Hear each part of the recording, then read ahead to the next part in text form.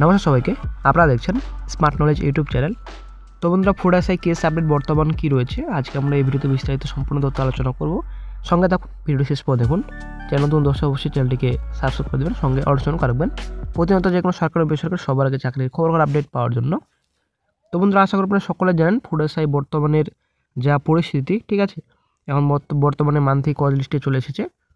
Daily cause লিস্টেই কোনো রকম শুনানি হচ্ছিল না, আবার কিন্তু মান্থলি কজ লিস্টে চলে এসেছে।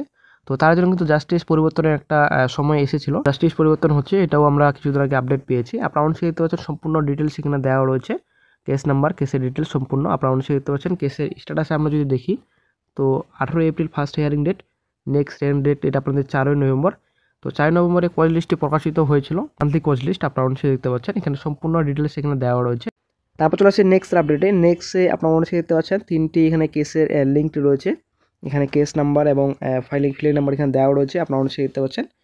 তো তারপর চলে আসছে নেক্সটে, এখানে সম্পূর্ণ ডিটেলস রয়েছে। প্রথমত আপনাদের রাজাশেখর মান্থার আন্ডারে ছিল, তারপর অরিন্দম মুখার্জি জাস্টিস, তারপর জাস্টিস সৌগত ভট্টাচার্যের আন্ডারে অনেক কিছু আপডেট পাওয়া গেছিলো। তো যখন পূজার আগে ছিল তো আফটার ভ্যাকেশনের কথা উনি বলছিলেন, ফাইনাল ডিসিশন নেবেন কিন্তু আফটার ভ্যাকেশন, সম্পূর্ণ ডিটেলস আগে দেখা হবে, তারপর কিন্তু নতুন আপডেট দেওয়া হবে এবং ফাইনাল ডিসিশন নেওয়া হবে। আপনারা অবশ্যই দেখতে পাচ্ছেন 4/11/24 এটা প্রিভিয়াস হিয়ারিং ডেট রাখা হয়েছিল, যদিও ওই দিন কোনোরকম শুনানি হয়নি, এটা ওই দিন কজ লিস্ট প্রকাশিত হয়েছিল। তো বন্ধুরা, আপনারা অবশ্যই দেখতে পাচ্ছেন 2/12/24, আপনারা অবশ্যই দেখতে পাচ্ছেন সম্পূর্ণ ডিটেলস এখানে রয়েছে। তো 2/12/24 নেক্সট এখন বর্তমানে হিয়ারিং ডেট রাখা হয়েছে। তো কেসটি যেহেতু এসআর ম্যাটার্সে রয়েছে তো কোনো রকম ডেট কিন্তু এগোচ্ছে না, তো খুব তাড়াতাড়ি কিন্তু শুনানি হচ্ছে না। তো সব থেকে একদম শেষে কিন্তু শুনানি হচ্ছে, আপনারা অবশ্যই দেখতে পাচ্ছেন 2/12/24 নেক্সট এখন হিয়ারিং ডেট রাখা হয়েছে, এসআর ম্যাটার্সে কেসটিকে রাখা হয়েছে। তো বর্তমানে জাস্টিস সৌগত ভট্টাচার্য আপনারা অবশ্যই দেখতে পাচ্ছেন, এখানে সম্পূর্ণ ডিটেলস রয়েছে। তো বন্ধুরা, আশা করি আপনারা বুঝতে পারলেন। তো এখন নেক্সট এখন ডিসেম্বর মাসের 2 তারিখে আপনাদের হিয়ারিং রয়েছে। তো হিয়ারিংয়ে কী হবে সেটাই কিন্তু দেখার বিষয় রয়েছে। তো কেসটি যদি ডেলি কজ লিস্টে আসে সব থেকে বেটার হয়। তো যে কোনো দিন শুনানি হবে এটাই কিন্তু আমরা চাই, এবং শুনানি প্রতিনিয়ত হতে থাকলে অবশ্যই কেসটির একটা সুফল পাওয়া যাবে, ছোড়া একটা হবেই নিশ্চিত, ঠিক আছে। তো দেখা যাক নতুন আপডেট 2/12/24 তারিখে কী পাওয়া যায়। আপনারা অনেকেই চাইছেন যে রি এক্সাম নেওয়া হোক, আবার অনেকেই চাইছেন যে রি এক্সাম হতে অনেকটা লেট হবে এবং অনেক প্রসেসটা লেট হবে। তো এরকমভাবে বয়স অনেকেরই পিছিয়ে যাচ্ছে এবং নতুন রিক্রুটমেন্ট নোটিফিকেশন প্রকাশিত করতে পারছে না রাজ্য সরকার। সেভাবে ধরতে গেলে অনেকেই চাইছেন যে রেজাল্টই প্রকাশিত করে দিক পিএসসি। তো সব থেকে হয়তো এটাই ভালো হবে রেজাল্ট প্রকাশিত করলে।